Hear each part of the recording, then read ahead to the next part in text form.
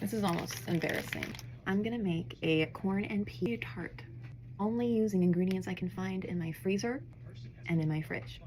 And this isn't even all of it. I have like 2 unopened bags of peas and corn. I found a sheet of puff pastry, got an onion, some garlic, got an aged cheddar, got mozzarella balls, little baby bell cheeses, sandwich cheese. I'm gonna make a bechamel out of that. And a bechamel is a really great way to get rid of all of the cheese you have in your fridge.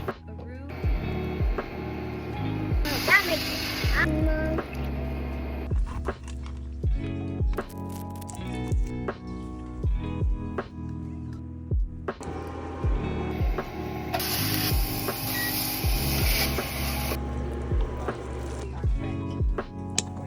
Hotel job.